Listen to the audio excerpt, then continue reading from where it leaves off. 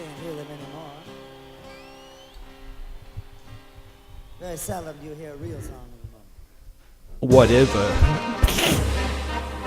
It's been 2 weeks. It's about time. Welcome back to Driving Maul on Loud Radio, where blokes judge rugby. A little bit of home brew in the house. Cheers. Cheers, Sharky. Welcome back. How's it going? Good. I think I was here last week. Yeah, we were. Oh. Thank Well, you. we couldn't have really been here because we both decided to pick massive margins in Curry Cup and Yes, about that. Whatever. don't listen to us. So 3 games in the opening week of the Curry Cup Premier Division or A Division, whatever the hell it's called, and there's 3 points separating the sides. 4 points from top to bottom. No, not 3 points scored. Points difference. Yeah, total. 3 Yeah. in the. What the hell? No, exactly. Anyway, we will get on to that. Oh, no, it's my fault. Well, you took it. Just a bit of news in terms of South African rugby. We'll get properly into the Bokke and all of the kinds of things. And don't forget, folks, we've got Jacques Engelbrecht on air around 5:30 to talk about his season and movements in terms of switching from the Kings to the Bulls is the word I was looking for. But the big news that's come out of South African rugby was after 10 years at the helm of the Blitzbokke, Paul True's contract was terminated by mutual consent, in inverted commas, because that usually means that he got paid to go. Well, it's quite interesting. We haven't seen something like this happen in SA rugby in a long time.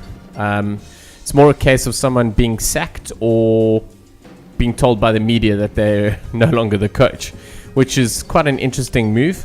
I think also leading up to the World Cup the Olympics in Rio, I think there are a lot of opportunities and a lot of people looking to start building their nations and getting ready for the Olympics. So,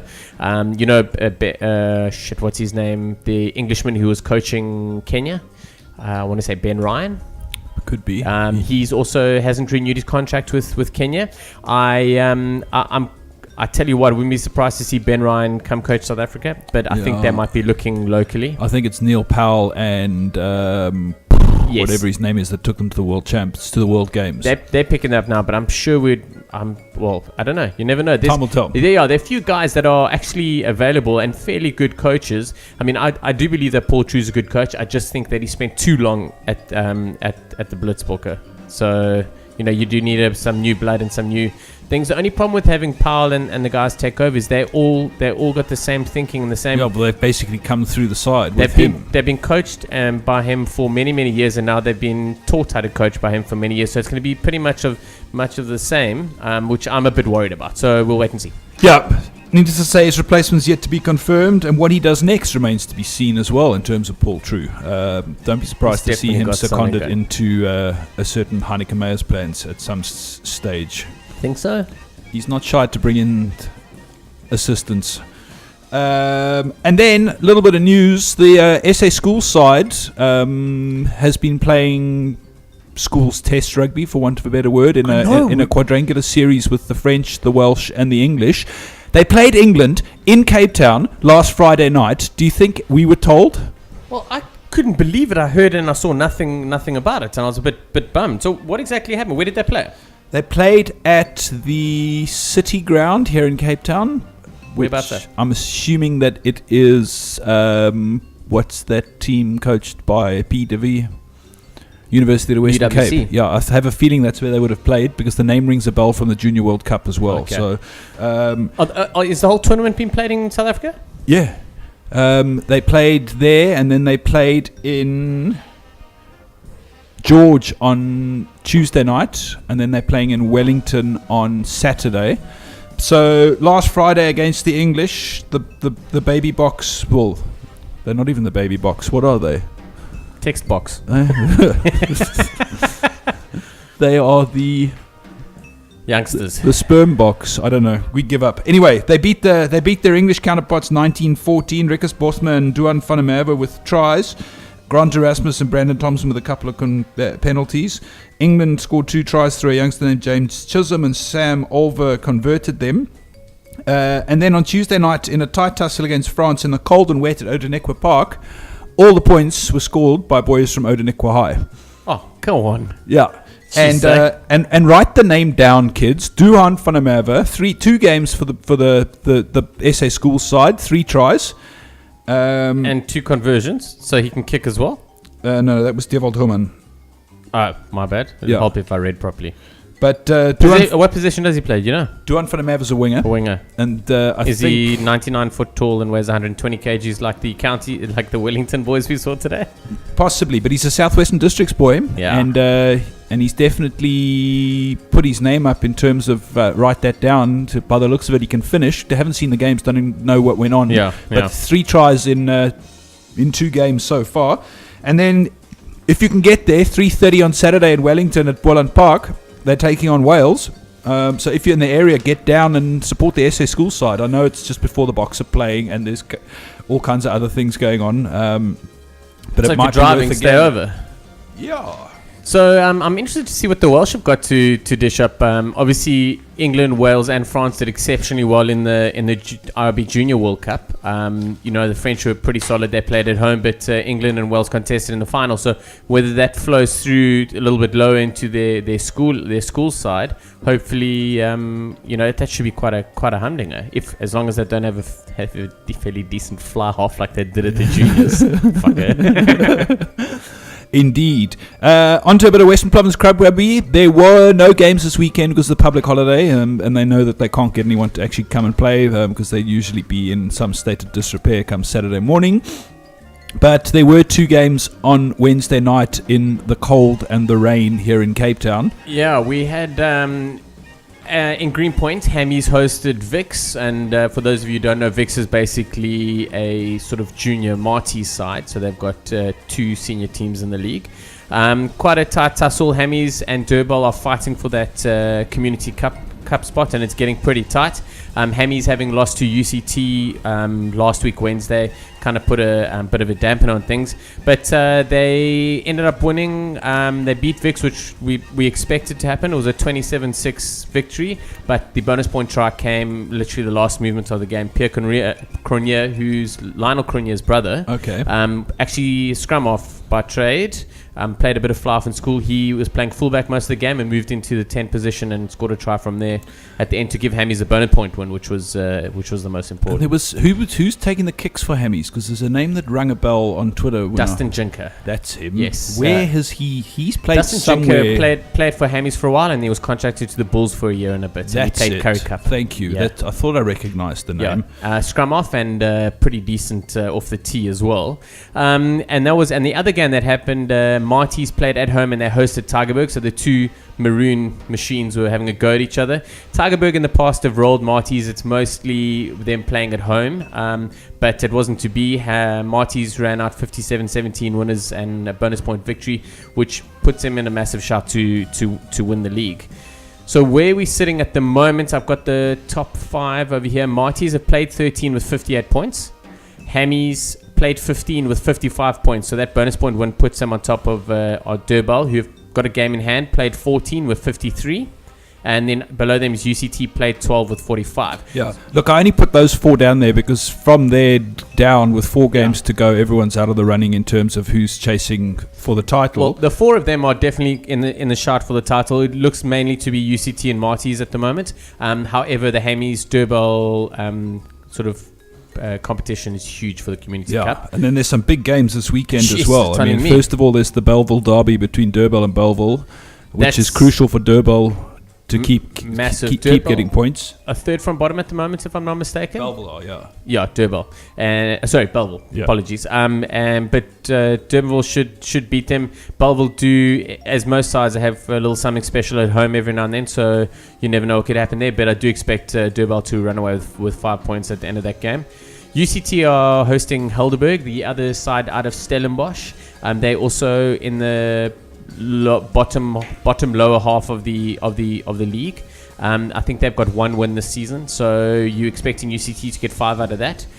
Big clash in Greenpoint. Hammies take on Marty's for what could be one of the most important games of the year. Now, I've got a question that I'd like to throw out at Western Province Club Rugby. Mm-hmm. Why are club games played at 4 o'clock on a Saturday when there's a Bok test at 5? They do sometimes change the times around. Funny enough, they actually did it more this season for Super Rugby, and they haven't done it for the Boks.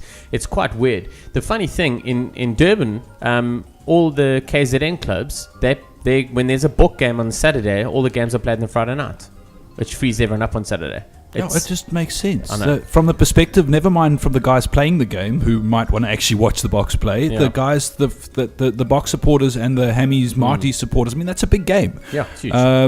And now you've got to toss a coin. Do I go down there and watch half of that game and then go into the pub and watch the Bokke and keep one eye on what's going on outside with no actual replays, or keep an eye on the TV and come watch the replays while watching the second half of... Anyway, it just doesn't make sense that Province Club Rugby don't fit into the way it works. Everyone else seems to. But I mean, it's important. You've got to look after your national side.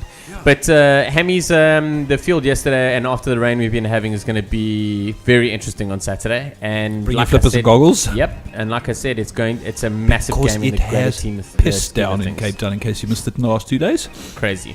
But then Wednesday night. Massive. Because basically what happens is the guys play catch-up games. The varsities don't play their club rugby games during holidays, and the Muslim clubs don't play during Eid. So we've got a lot of catch-up games to play. So Wednesday, Tygerberg Vics, that's going to be quite big, and that's going to be played at Tygerberg. And I think Tygerberg could roll Vics there. They've definitely got what it takes over there, and Vics haven't got anything to lose and not a lot to gain. So we'll see what goes on there. And the big one, UCT Marties at the Green Mile. InterVarsity on a Wednesday night. Yeah. Could be fun. Pack the women and children away. It's going to be an absolute clang-over game. UCT should, like I said, UCT should win on Saturday. Hammies Marties is up in the air as to who could take it.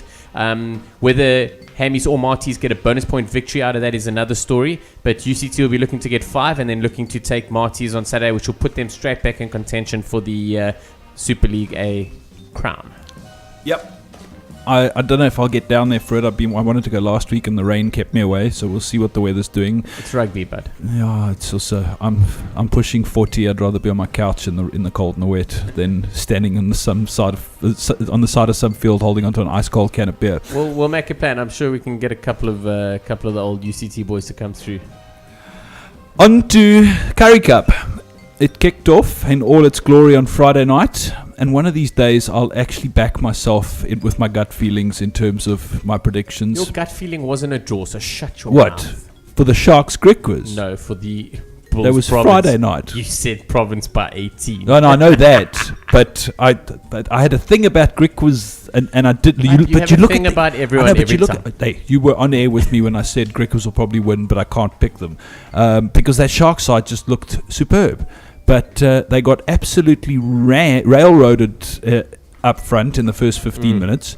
The big thing for me was that Griquas took their points early on as well. And that starts putting doubt in your mind. The other big thing for me, even though he set up a try, Sean McLeod was quite poor on the day. And I sent out a sort of tweet to sort of find out how the guys were feeling and what happened. I asked, what happened? What do you think happened to the Sharks that was so bad and happened to Griquas that was so good? And the one response I got was the Sharks were playing as if they had something to lose and Griquas were playing as if they had nothing to lose. So I was like, that pretty much sums it up. Yeah, fair enough. Sharks lost it on the hooter. Griquas with the try that was then converted from out wide. Nico Skeepers, 8 from 8 on the day. Solid, eh? Yeah, Manus Skuman and Karl Greff on debut with the winning try. For the Sharks, Shark Buertes picked up 2 and Loazi and Volvo got the other one with Butch James kicking a whole lot of things. Shark Buertes, 134 Curry Cup games. This isn't even including Super Rugby. 134 Curry Cup games, 43 tries. Right? Is he the best to never play for the Boks? Funny you should mention. I actually had a little chat with a few guys about it as well. Like who are the? Every era is going to have somebody that was exceptionally good and would easily fit into a national side, but hasn't been picked for reasons, and we know why Buertes hasn't been picked, because the guys that we've had have been unbelievable. Yeah. But he wouldn't have been out in a Springbok side. He would have been able to do his job. He may not have been as good as the other guys, but he'd definitely do his job well. And we were just kind of throwing some names around, and I, for the life of me, can't remember them now. But I tell you, it's unlucky that he didn't get a call up. Yeah, and I mean, he's never going to now, but No. but he really has been a stalwart to South African rugby, and a credit to the game. And 43 tries puts him up in the top echelons of the Currie Cup history in terms of try scoring feats. And he played 2 years at Griquas before he signed for the Sharks.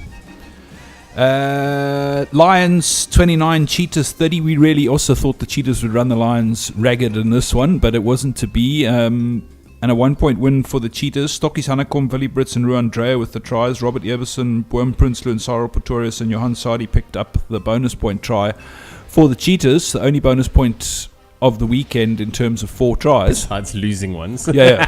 That's those are losers' points, not bonus Shut points. up. So yeah, 30-29 for the Cheetahs. And then in Cape Town, Province 24, Bulls 24. Bulls could have won it at the death with the Tony Janchi's conversion after the hooter, but it wasn't to be. But yet again, an Alistair Coetzee side crosses the try line 3 times inside the hour mark and doesn't get the bonus point try, and eventually throw the game away. And what a great finish by, what was his name? Pat Jean Howard. Cook. Oh, Jesus. Man, he picks up the ball and he starts running. He flat hands was a Kyo Uplon off him and then just beelines it and just monstered his way through. There was just intent there No, it was the whole superb. way. But Great try. that Pat Howard finish was also superb on the back of a great pass from De Allender. It really... That centre pairing there is quite interesting. De Allender has been growing slowly but surely into that 12 position because remember in the beginning, Ali Coetzee put him on the wing and kept him on the wing. And he's played 12 for most of his schooling, and at UCT he played 12 as well. Yeah. Well, Nick Groom sat here once and said Yeah. he's got one of the best pass he'd ever seen. You can see it. And he's quick, he's Big. aggressive, he's huge. He's got a great Just needs to pass. pull his socks up. Defensively, he's pretty solid. It's because he comes from Milnerton, I think. But then you got those two that Allegedly. he does. He went to Milnerton. And then Pat Howard, this youngster's come through and scores a great try. That was a great move. It was set up and made by De Allender, but the guys knew what they were doing, and they seemed to connect quite well and defended reasonably well. But one thing, the Bulls, as much as they're a young side, the guys go through the processes, they know what's going on, but they definitely showed the Western Province pack up. They smashed the Province They pack. took them apart. Yeah. And that's a worry, considering that's pretty much 80% of their No, I know. best. No, you know what I mean? They didn't play too many youngsters there. But again, I come back to the fact that Province/Stormers/Alistair Coetzee sides don't know how to close a game out when they've got their foot on the throat. Correct. Because there were 3 tries to the good, and they allowed the Bulls back into the game when they really, with the experience they had on the park versus the youngsters they were playing, Province should have put that game away. And I don't know at what level and what contract that man has got with Province that is going to cost them so much money that they can't get rid of him. Crazy. Also good to see Cheslin Colby on the field. Unfortunately, he injured his knee, so he's out this week. No, he's not. Is he in? Cleared. Fit to play. Really? Is he starting? I will tell you now. Province, Colby, starting. Cleared to play. Tough games on this weekend. No, indeed. What it means is Cheetahs are top with the 5 points. Griquas are second on 4. Province and the Bulls on 2 apiece, with the Lions and the Sharks on 1 apiece. And literally points differential +1, +2, 0, 0, -1, -2. It's crazy. This weekend's fixtures, obviously with the Bokke, they've moved 2 games to Friday, with the Sharks taking on the Lions in Durban at 5 o'clock tomorrow, followed by the Bulls versus the Griquas at Loftus, and then Province are playing the Cheetahs at 7:15. Thankfully, they moved that game because it was scheduled for 6 p.m. Yes. when we were on air last week, and in fact, it was 6 p.m. until Monday. And there was a lot of banter on Twitter between Matthew Pearce and Tank Lanning about the ludicrousness of it all. But it has been moved. One question I've got is, why are we playing 23 in a squad at test level and only 22 at the domestic level, even in the ITM Cup? Oh, that was what we forgot to talk about. We'll get to that just now. I actually don't know. Yeah.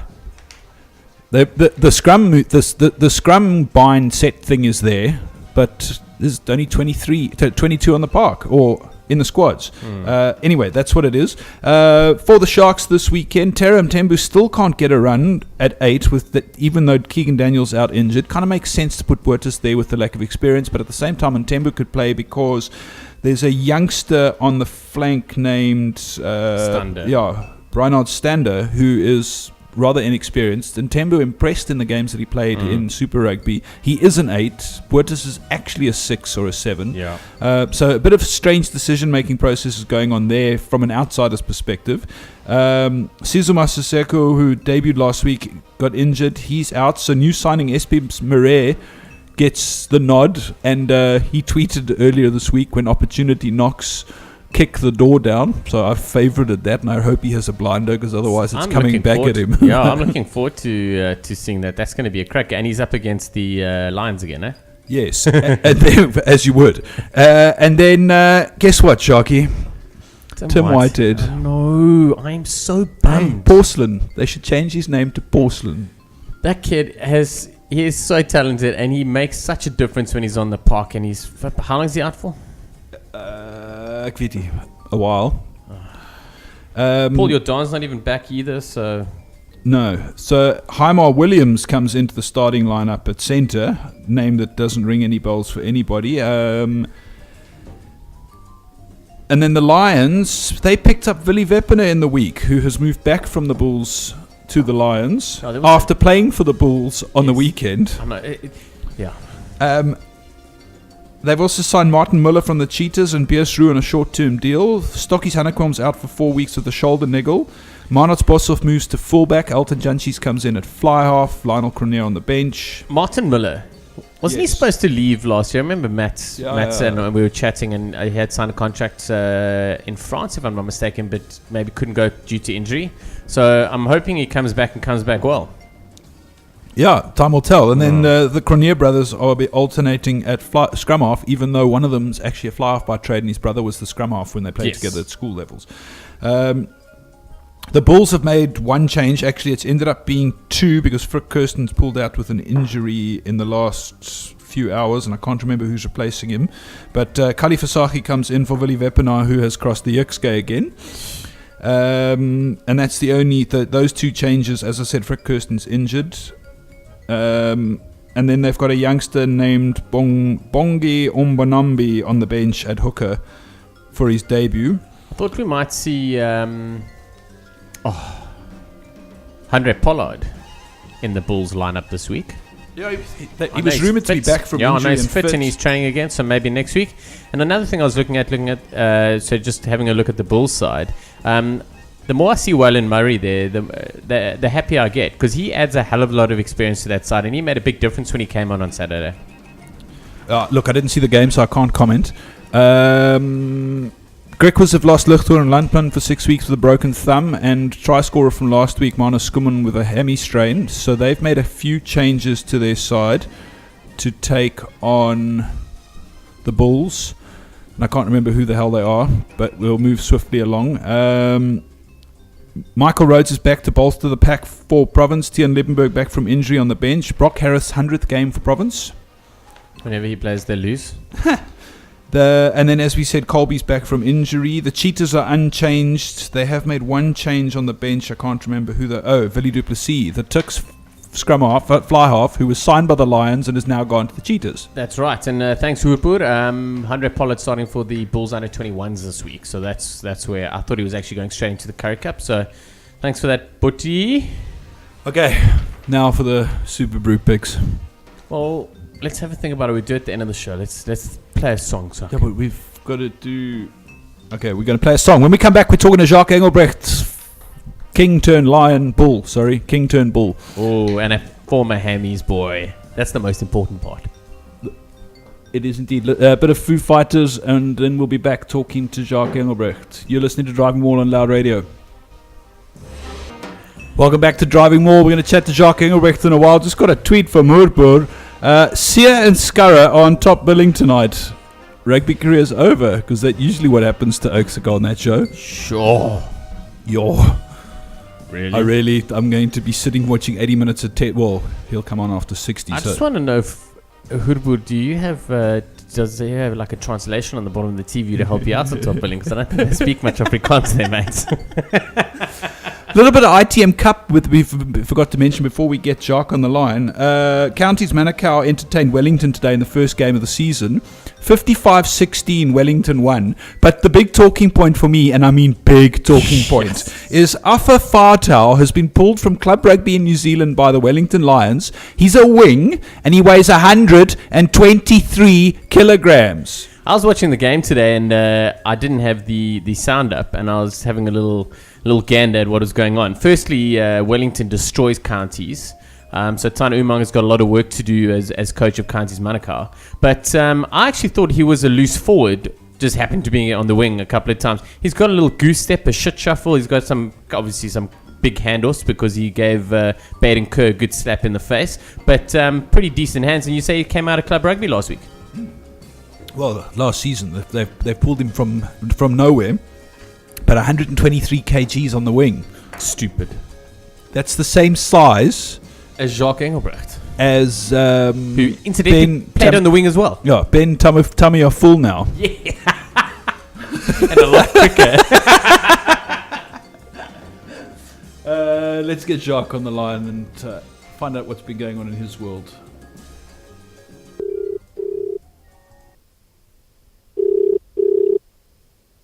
Hello. Is he there? Hello. Jacques Engelbrecht, welcome to Driving Maul on Loud Radio. You're talking to Don and Sharky. How are you, my friend? Good on yourself. Good. Lots going on in your life. We just want to touch base with you and catch up on the season that was in terms of Super Rugby and all of those things. But before that, I just wanted to run through your career because you started out at Hammies. You played a couple of games for Province, then ended up going to Southwestern Districts, PE, and now off to Loftus. It's quite a road you've trudged in South African rugby.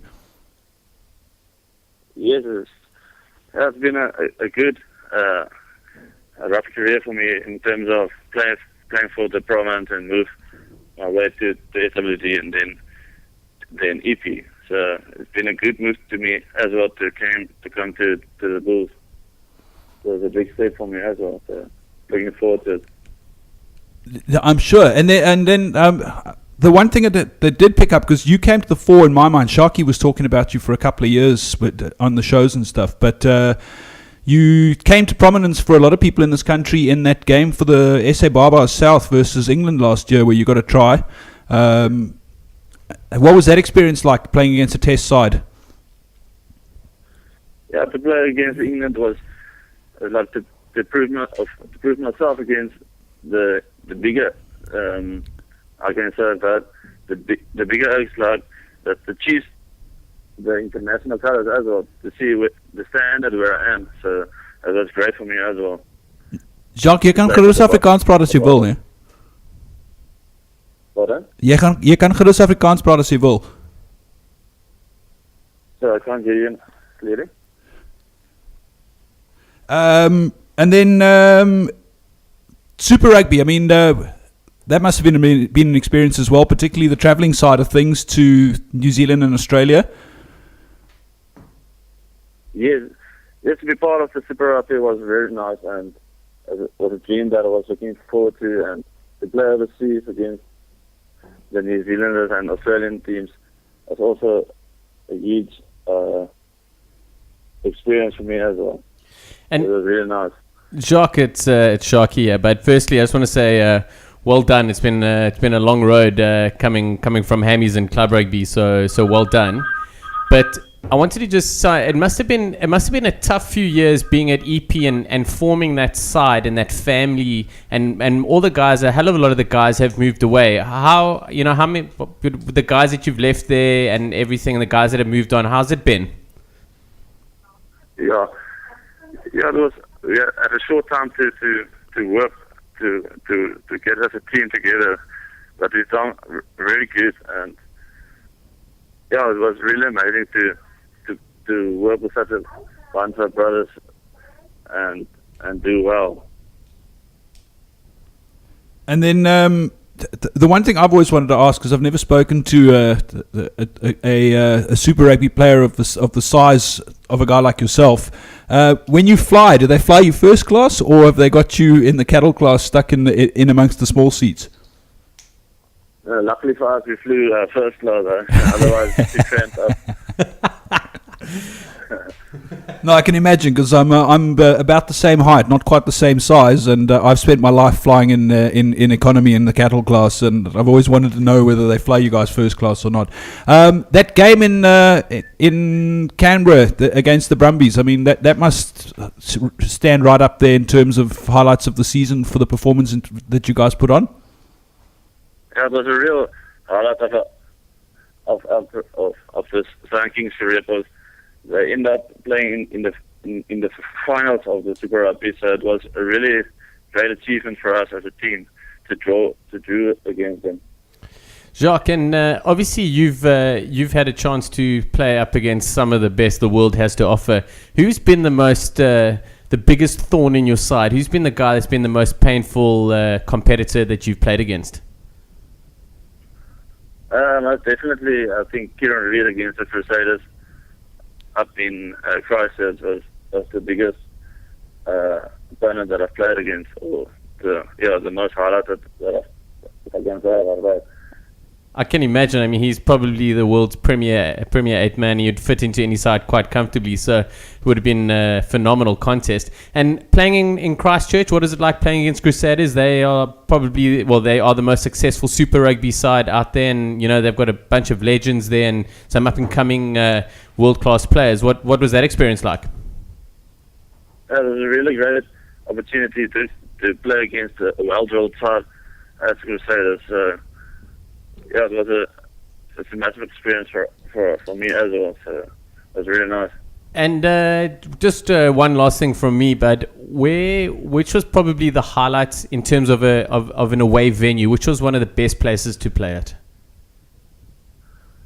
I must say Melbourne, when we beat the Rebels in our last away game or touring game, was a highlight for us as a team and for myself. Yeah.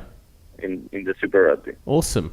Well, great. But I'm gonna say goodbye, and Don will jump in now. But thank you very much, and all the best for the upcoming time at the Bulls.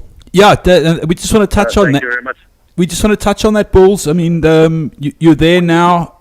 Oh, sorry. I realized when I finished saying that I might have ended. I do apologize, Don.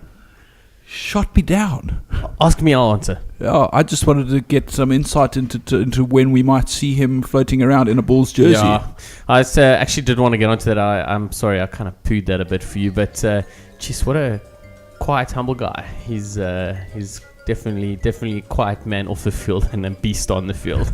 Indeed. Jacques Engelbrecht, thanks so much for chatting to us anyway on Driving Maul, and we do wish him well at the Bulls. I'm pretty sure we're going to see him going from strength to strength. He is what's the word I want to use? Colossal. He's aged. He's mature. He's a mature rugby player in the sense that he's 28 or 29 now, and the opposite. Well, we'll see. But I think he's been a good buy for the Bulls considering what they've lost in the last few months with guys going overseas. And certainly impressed. I mean, as I said, you were singing his praises for the last 2 or 3 years, and so I've been keeping one eye on him through most of the season. Yeah, I'm happy. I'm happy to see him come through. Obviously, a little bit more personal that I know him, and I wouldn't say played with him, but I played the same club as him because I definitely when those first second team contact games happened, I had to pull up with a little hamstring because there was no way I was going to take him on. Okay, now Currie Cup picks. Then we're going to play a song. When we come back, we're talking Rugby Championship and Bledisloe 1 and all of that stuff. Bledisloe 1, that's a hell of a lot to talk about at once, eh? Mate. Come on. Tamua. Okay, right, so Super Brew. I have written him down somewhere. I might surprise you, Don. I'm going to go with the Sharks over the Lions by 5. Okay, I got the Sharks by 6. I'm going to go with the Griquas upsetting the Blue Bulls at Loftus by 3. Blue Bulls by 18. Wow, that's huge. And then I'm going to say the Cheetahs are going to come to Cape Town and upset the party by 5. I said the Cheetahs by 4. Oh, interesting. Okay, so that is that. That is that. We're going to play a little bit of the Who Magic Bus, and when we come back, we will be talking Rugby Championship, All Blacks, Wallabies, Bokke, Pumas. It's like a watering hole. Correct. You're listening to Driving Maul on Loud Radio. We'll be back after this.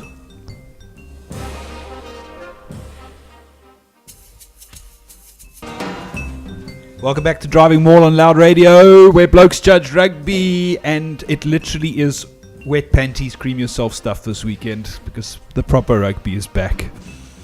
It's about time. I've been so amped for this, and it's kind of sneaked up a little bit, obviously, with the start of Curry Cup and so many things happening. Obviously, I'm watching a hell of a lot of club rugby, and that's getting a bit exciting too. So it's kind of sneaked up a little bit, and I'm happy. Yeah, and I mean, it's like a full double header, well, not and the rest for me this weekend, because it's just from my perspective, because the Premier League starts as well. So I run Wallabies, All Blacks, Liverpool, Stoke, Bokke, Argentina from 12 o'clock on Saturday afternoon, and I think my wife wants to go away for a quiet weekend. She's more just welcome to go. See, keep the bed warm. I'll be there later. But massive one. I'm actually more excited for the Aussie Kiwi game. I mean, I'm don't get me wrong. There's no ways I'd pick that over the Bokke, but I just think in terms of what entertainment value, what we're excited and what we're going to see in the changes, because there's a whole bunch of new things happening. Yeah, indeed. Look, no real surprises in the All Black lineup for Bledisloe 1. 12 o'clock Saturday, as we said. The biggest talking points probably ring Rusty Ritchie and a debut off the bench for Ryan Crotty, which is well deserved. He's ended up being called in because of injuries to others, but he's been solid for the last 4 or 5 seasons. But this season, especially for the Crusaders, he has been unbelievable. He's been at the heart and soul of most of the backline moves for the Crusaders, and well-deserved call-up. And he'll make a difference when he comes on. He's confident. He's obviously got everything going in terms of the Crusaders coaching and all that sort of stuff. So he's really in the mix already. And from the land of unpronounceable surnames, they've got 3 Smiths in their starting lineup. Oh, maybe you won't mess that one up. So it's Dag, Ben Smith, Conrad Smith, Nonu, Severe, Aaron Cruden, because obviously Carter's out for 4 weeks. Aaron Smith, Kieran Reid, Richie McCaw back in the black. Captaining. Liam Messam was set to start. He's had to pull out injured. Yes. Stephen Luatau, who comes in from the Auckland ITM side and straight into the starting lineup. But he was with the Blues during the Super Rugby. He's an absolute look, he's been beast. he was only released by the All Blacks after they announced their 23. Sam Whitelock, Luke Romano, Owen Franks, Andrew Hall, Tony Woodcock on the bench. Mialamu Franks, Famoina back from injury. Brody Retallick, Sam Kane, Tawera Barlow, Bowden Barrett, and Ryan Crotty. That is an exceptionally solid side, even without Carter. Yeah, and the thing is, you could take Richie McCaw out of the mix, and his boots will be filled as well. So it's awesome. I'm looking forward to see what Cruden, Nonu, and Smith bring together. I think, obviously, that was a big talking point. Like, is Cruden going to be able to link up with Maul, Nonu, and Conrad Smith? If he does, the shit's going to hit the fan. Well, that's debatable, because Ewan McKenzie surprised all and sundry with his first ever 23. And yet, when you look at it, it all makes sense, because he's gone on form. He's gone on the players with skill, and he looks to be going with a certain game plan, because he has picked Matt Tamua on debut at fly half when everyone was expecting Quade Cooper.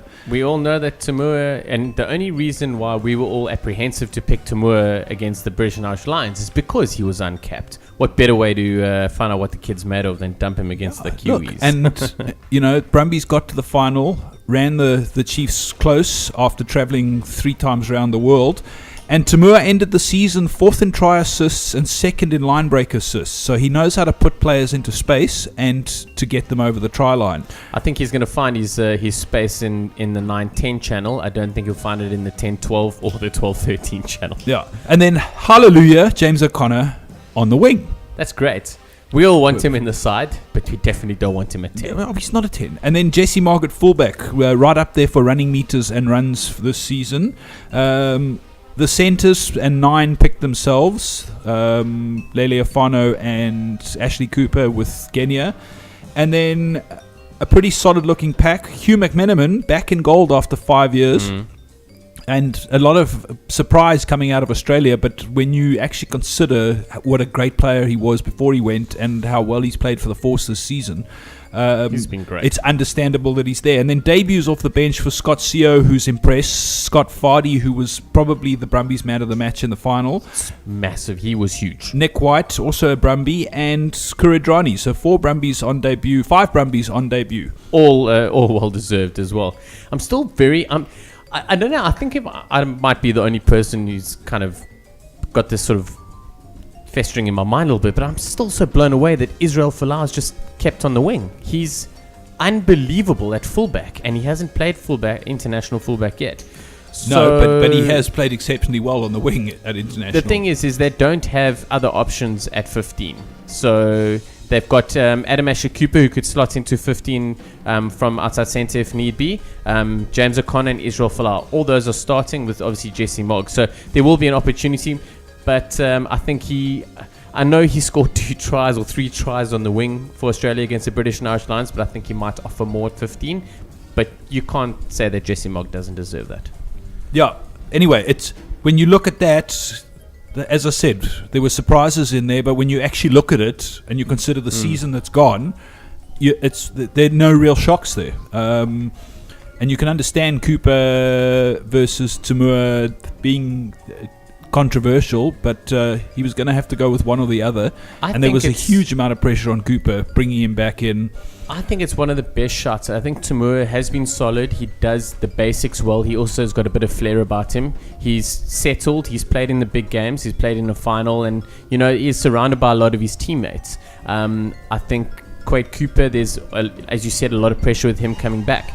But, bring Tamura to marshal everything and get things going and maybe ruffle, because I think the thing what Hugh McKenzie wants is he wants to spice up the All Blacks a little bit, see if he can get them a little bit on their back foot. Last 20 minutes bring on Quade Cooper, and you've got the likes of Kuridrani, Cooper, Fardy, Gill, guys, and Nick White, who've all had great seasons but play exceptionally well in loose open play, and that could maybe roll the All Blacks. And the key in this game for me is going to be Hooper on McCall.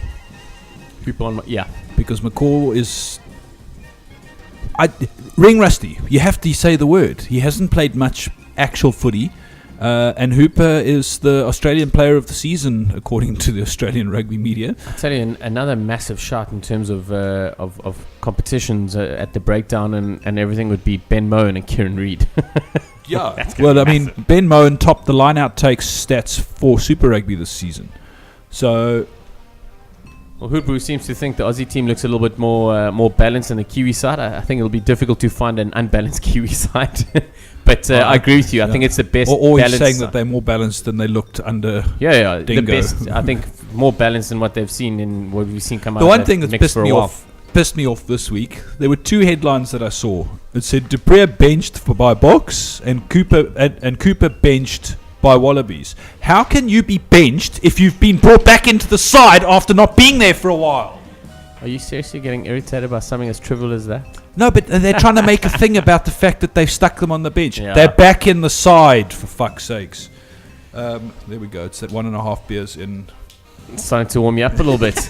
Well, anyway, big showdown, last game before of the international games, and we are taking on the RGs. Yeah. Before that, Wallabies All Blacks score. Wallabies by 1. Really? I'm also leaning towards a Wallabies Bledisloe win this year. You're going for the whole Bledisloe win? Well, it's 3 tests, and they only have to win 2. And one of them's in Hong Kong, and they drew there last year.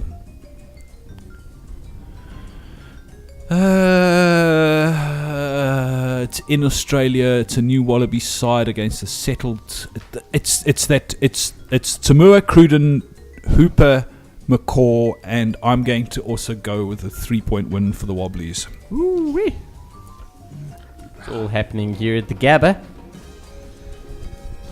Onto the the Bokke. And before we do the Bokke, we just quickly touch on the Argentina. We won't run through their names because they've used every vowel and every consonant in the alphabet in most of them. But Juan Fernandez Lobo, the regular skipper, misses out through injury, which means Felipe Contepomi, who's back in the side after being out for quite a while, is going to skipper them from 12. Marcelo Bosch is there, Gonzalo Camacho, Juan Martin Hernandez, Juan Imhoff. Their backline looks pretty much... Hernandez is at fullback. Yeah. So and their backline looks pretty much like what we saw last season and have done for the last few years from them. But we haven't seen them play rugby since the rugby championship last year. I know. And they got pounded by the England Saxons, or England on tour. During the Lions tour, yes. Yes. So...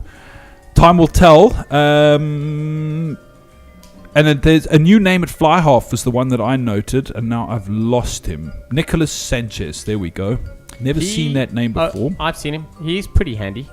And then also the guy that you said scored such an unbelievable try was Horatio Agula, I think. Yes. A little while ago we were talking about it, so I think that might be... It was indeed.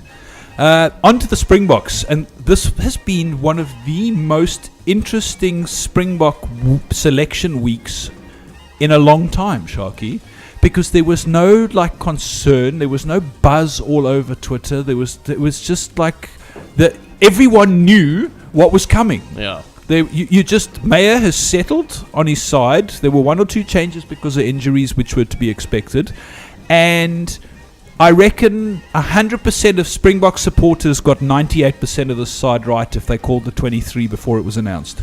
Yeah, I'm pretty happy with it, eh? Yeah, me too. Willie Leroux continues at 15. Bjorn Besson may be an option with Volvo, but when you know the style of rugby they're playing in terms of the kick and chase, he's probably the best high ball specialist in the country.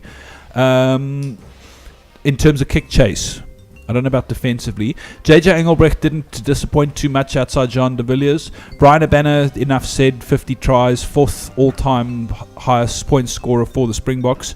Mornay Steyn, probably his best season in a while, certainly 100 times better than last season. Ruan Pienaar gets the nod because Janne Vermaak's coming back from injury. Hoogaard is unfit, and Farid Apriya has been brought back into the fold and probably isn't quite up to the speed of playing at that level.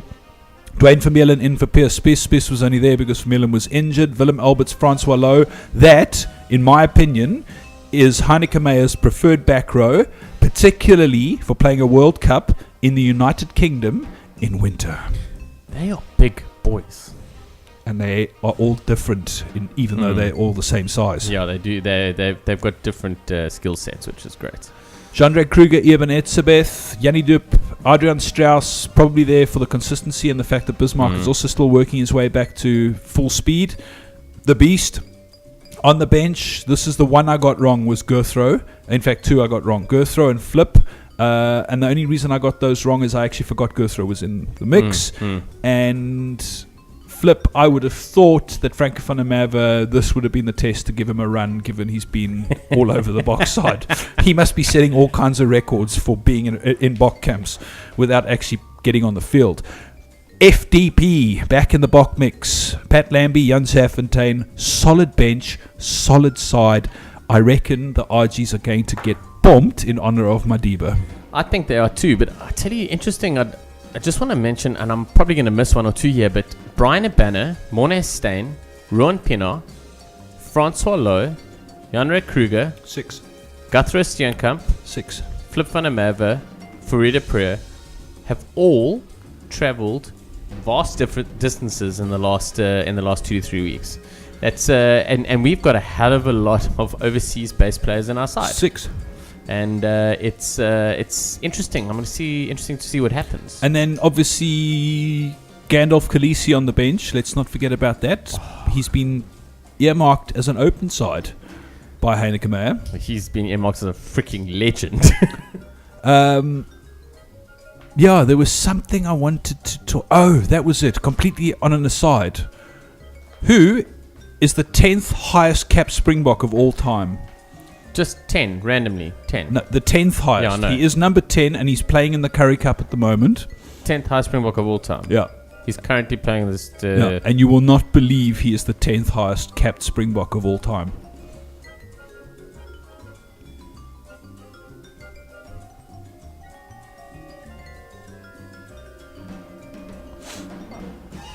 Is he playing at fly half at the moment? No, I thought you said he was playing at 10. I was like, no. 10th highest capped Spring of all time is CJ van der Linde. Of all time? Of all time. He's been there a while. Well, he hasn't been there for a while. Yeah, but he's the boss. No. But anyway, that was just on an aside. He's got Really? 75 test caps. He's the 10th highest capped Bok of all time. Sure. I know. Go CJ. He must have 74 of them off the bench. It's fine, but he's still no. a hell of a lot. We might be calling him up before the end of the season. Be Average careful. score between Argentina and South Africa is 39-20 in favour of the Boks. Who's gone with Butch James? No, don't be ridiculous. Don't worry, Mornay Staines the most capped fly off in the history of Springbok rugby, and he doesn't have 50 yet. Yes, I know, but I was also thinking because I was quite sure you said he plays at 10. That's what threw me a little bit. Butchie was a decent shot. Sorry, Hurbu. It's with CJ. So average score is rather high. 39-20. So I'm very tempted to do like those guys do on Lotto and write the numbers down on the back of the. Hey, do you know that story about this country? No. You know, on the back of the Lotto ticket when you choose your numbers, there's the explanation with pictures. No. Those numbers came out once, and over 400 people won the jackpot. Really? That's interesting. Look, I think it's in honor of Madiba. It's going to be at a packed FNB stadium outside of Soweto. It's going to be huge. I mean, the Bafana are playing that day as well. It's quite a. It's a world first. It's definitely a first, but it's going to be huge. Do you see Bafana pick Burkina Faso so they can guarantee themselves a win? Yeah, good luck with that. You never know what could happen. So, what's your Super Brew pick for the Boks? I reckon they are going to run rampant after the way they played. This is pretty much it's 4 changes from the side that thrash Samoa, and I wouldn't be surprised to see them put up 5 or 6 tries. And they also know that they need to because they have an opportunity, given that there probably won't be 4 tries from either side in the Wallabies. First one to start taking the lead in the Rugby Championship. I like where your head's at. So I'm going to go with a 25-point win for the Boks. That's quite interesting because I've gone with 23. I was tempted to go 19, to be honest. I must say, just having a look at that side, and the big thing for me is the continuity of what Heineken May has named, and the excitement in the backline, and Hoodboer has been such a massive fan of the loose trio that we were hoping to get named, which was named, but believes it's the best loose trio that you could ever possibly see, and I tend to agree. So. With solid front row is, I mean, Yanni and Tendai could do with a break. I'm sure they'll rest when they're dead. But Evan Esabeth, Jean-Ray Kruger, I think 23 is a good shot. And that back row, given the wet weather pitches in the UK when the World Cup's on, that's the back row to play there. And he used it last year when they were on tour, and he will use it again. And then I just want to see Willie Leroux given some options to break into space, and because with that backline, he's got it, and Mornay Staines not scared to give him the ball either, which is great. And he was certainly involved in a lot of first phase play for the Boks in their last run out against Samoa, because he's a fly half by trade. He fits in so well at 10, to come through and do a few things. So. Sure. And that. It's Bok Friday tomorrow. Put your Bok jersey on when you wake up and don't take it off until 9 o'clock tomorrow night. Sorry, Saturday night. Yeah. There's a challenge. Folks, you've been listening to Driving Maul on Loud Radio. Big thanks to Jacques Elmbrecht for chatting to us. Sharky, it's awesome to chat. I will see you next week. Enjoy the absolute plethora of rugby and sport that is going to happen this weekend, because it is end to end. It literally for me is 12 till 9. Province are playing after that, so it's literally 12 till 9 on Saturday. Correct. Good times. Thank you, bud. Have a great weekend. You too.